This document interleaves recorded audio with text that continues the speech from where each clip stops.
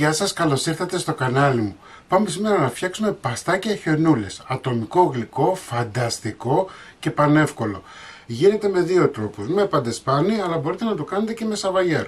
Εγώ σήμερα θα σας δείξω με παντεσπάνι.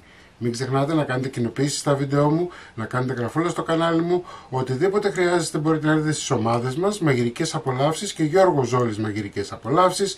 Γράψτε μου ένα σχόλιο από όπου με βλέπετε και τώρα πάμε να σας δείξω την εκτέλεση και τα υλικά. Θα ξεκινήσουμε να φτιάξουμε ένα σιρόπι για να μπορέσουμε να σιροπιάσουμε το παντεσπάνι.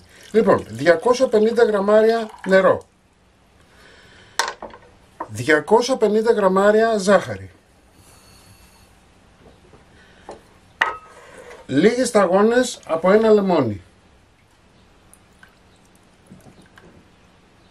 Ωραία. Ανακατεύω και θα το βάλω να βράσει για 1 με 2 λεπτά από την ώρα βρασμού ώστε να λιώσει η ζάχαρη. Πάμε τώρα να φτιάξουμε το παντεσπάνι. Θα βάλουμε 6 αυγά. Ωραία. 150 γραμμάρια ζάχαρη, 2 βανίλιες, 1 τσιμπιά αλάτι και θα χτυπήσουμε για 4 με 5 λεπτά. Όλα μας τα υλικά πρέπει να είναι σε θερμοκρασία δωματίου και θα το χτυπήσουμε μέχρι να αλλάξει χρώμα και να γίνει λευκό. 5 λεπτά μετά αφράτεψε το μείγμα μας, βλέπετε έχει αλλάξει και το χρώμα του. Θα βάλουμε 30 γραμμάρια σπορέλαιο. Θα χτυπήσουμε λίγο σε σιγανή ταχύτητα. Εδώ έχω 10 με 12 γραμμάρια baking powder ή μία κουταλιά του γλυκού γεμάτη. Θα την βάλω σε 200 γραμμάρια αλεύρι. Αλεύρι για όλες τις χρήσεις. Θα κλείσω τη μηχανή μου και θα βάλω μέσα το αλεύρι μου. Θα χτυπήσω με χαμηλή ταχύτητα να ενσωματωθούν όλα μου τα υλικά. Έχω ανάψει το φούρνο μου 160 βαθμούς αντιστάσεις να προθερμανθεί.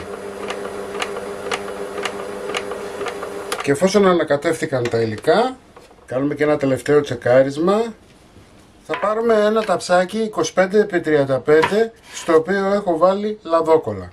Εντάξει, θα ρίξω το μείγμα μου μέσα, στρώνουμε, αφήνουμε να προθερμανθεί καλά ο φούρνος και βάζουμε στη μέση του φούρνου να ψηθεί μέχρι να πάρει ένα ωραίο χρώμα από πάνω. Το παντεσπάνι μας είναι έτοιμο. Με ένα πανάκι θα το πάρουμε, θα το μεταφέρουμε σε μια σχάρα. Λοιπόν, θα αφήνουμε τώρα να κρυώσει. Έτσι, και συνεχίζουμε. Πάμε τώρα να φτιάξουμε την κρέμα μας. Έτσι, σε ένα μπολ θα βάλω 2 συσκευασίες σαντιγί, κονσέρβα. Έτσι, ό,τι μάρκα θέλετε. Θα την εκτυπήσουμε για 5 με 6 λεπτά όσο λέει η συσκευασία. Αφού έχει διαλυθεί η σαντιγί μας, θα βάλω 50 γραμμάρια άχνη ζάχαρη. Θα συνεχίσω το χτύπημα όπως σας είπα για 5 με 6 λεπτά σύνολο. Μετά από 5 λεπτά θα βάλω 40 γραμμάρια ινδική καρύδα. Θα ανακατέψω. Μαζεύω λιγάκι τα τυχώματα.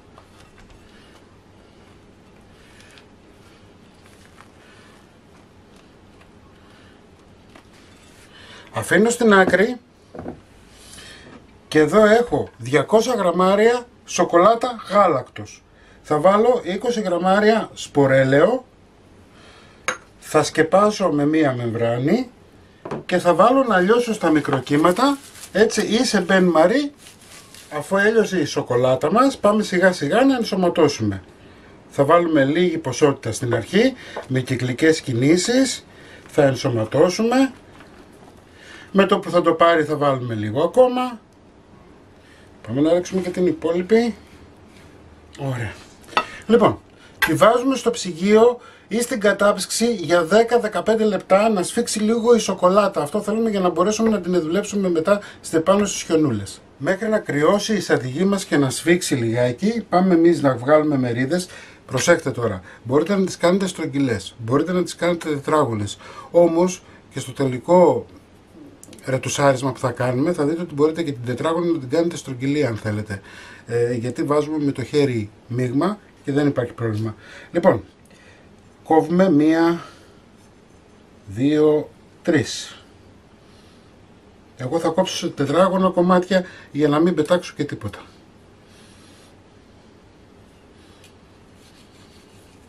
1, 2, 3. Εντάξει. Αφού κόψαμε σε λουρίδες, θα κόψουμε στη μέση και μετά ξανά στη μέση.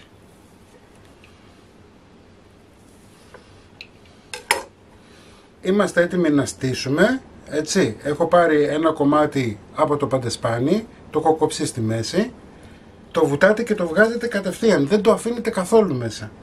Έτσι, αυτό όσο είναι να πάρει θα το πάρει. Λοιπόν, θα το πάρετε στα χέρια σας, θα βάλετε μία καλή δόση στη μέση, θα πάρουμε το άλλο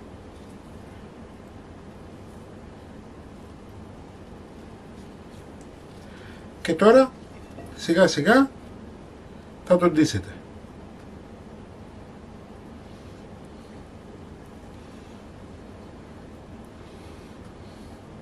Το πόσο κρέμα θα βάλετε αυτό είναι στο δικό σας, στη δική σας την κρίση.